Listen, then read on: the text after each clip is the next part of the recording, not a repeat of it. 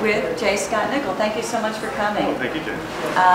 Let me ask you something. How long have you been working in oil?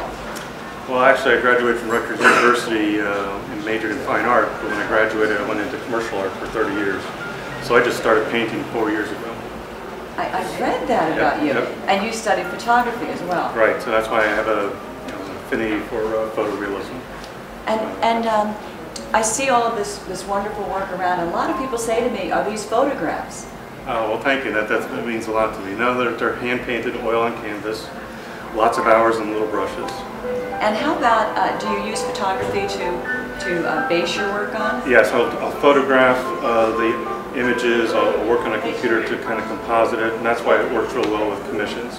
I can work with someone, as you know, we worked together on the Fort Lauderdale piece, yes. Where we were able to email back and forth, and you had input and you helped design, and then we were able to come to a final piece, and you knew exactly what it was going to look like before I even started. Yes, and what Scott is referring to is we worked very closely on the Fort Lauderdale 100th anniversary piece, which we talked about a little bit earlier. And I love all of your cityscapes. How many cities have you captured? Let's see, I've done about 5 or 6. Chicago, Philadelphia, Yay, Miami, Fort Lauderdale now, and Washington, D.C. Washington. Any more cities in the works? Coming up, Detroit. And Detroit, I'm sorry. Detroit. Yeah. I'm sorry, Detroit, we left you out the first time around. Okay. Any more cities in the works? Not right now. No, okay. Well, I understand that you've got 8 commissions that you're waiting to complete. Yes. How long does an average piece take you? It usually takes 4 to 5 weeks, depending on the size and complexity. Wow. Yeah. So you're kind of booked up for the year. Well, the painting that we worked together on was like over 200 hours. 200, unbelievable. I don't know how you have the patience. Let's talk about her. I heard a story about her. Tell me about it. Well, this painting is based on pop art. I'm a huge fan of pop art. I own a Peter Max myself. This is a Roy Lichtenstein, and that face has 2,600 dots in it, all hand painted. It's not gridded at all.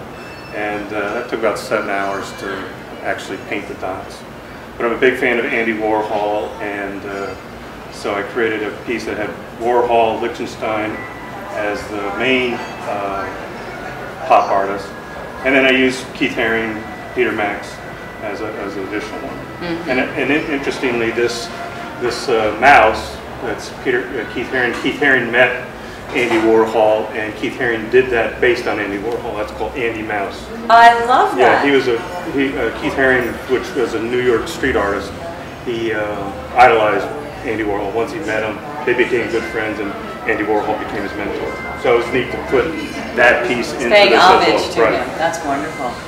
So 7 hours. 7 hours just to do the dots itself. So that's why you can see these paintings take 100, 200 hours to do. What do you ever base your book pieces on actual books, or are they all fictitious? Some of them, I would say about 90% of them are made up. Some paintings have basis of actual books like The Godfather or Jonathan Livingston Seagull, Love Story, but most of them are just made up. I want to ask you a question. When I first got these delivered to the gallery, I noticed these little tears, and I thought, oh my God, the art got damaged. So what motivated you to put those in? Well, that's really nice. I mean, I collect books. I have hundreds and hundreds of books, and over the years they get worn, they get torn. Sometimes when they're folded, they create a crease down the middle. So that added to the authenticity of the books, of the book spines on a shelf. So yeah, I'll have rips and tears, and sometimes on some of them you may even see scotch tape taping up. I just noticed that tape for the first time. Yeah, rip up the drip. About an average, how long does it take you to do a large book series like this? Yeah, this is 2 feet by 4 feet. It takes about 5 weeks. 5 weeks. Yeah, about 250 hours. Hey, here it is, everybody. The Fort Lauderdale 100th anniversary book art by J. Scott Nicol.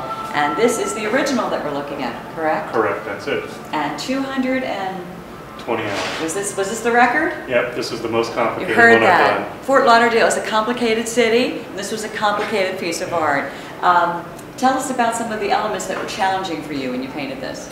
Well, actually everything's challenging, but You're being it was a lot of fun working with you on the painting, because you gave me such great ideas.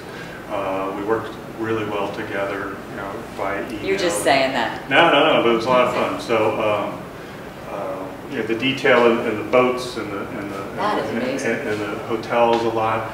The little detail in the palm trees is amazing. This, when I first thought I would do it, it seemed like this would be very simple because it's just flat color. But once I got into it, I realized I had to outline everything with a very thin line, and it's all with a brush. It's not a pencil or a pen. It took a long time to do that, but it was fun. I think it makes the painting. And what a great choice with that right down the center. With the fold down the center, yeah. Now and of course, we have the gallery up here. The gallery. I hear this was.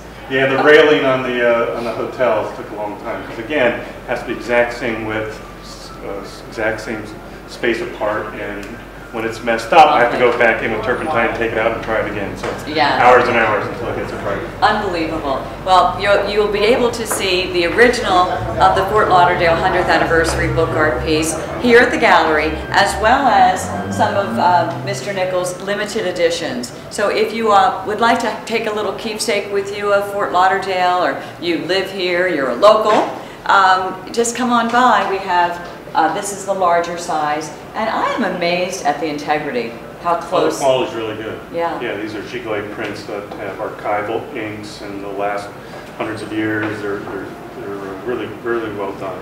As you can see, the color fidelity is really absolutely good. And they come in a little baby version if you have a small wall. So stop on by. Thank you, Scott, so much for everything. And enjoy your stay. They brought good weather. It was pouring until they got here, until Scott came into town. So we'll keep up the good weather and hope to see you at the gallery. Thank you.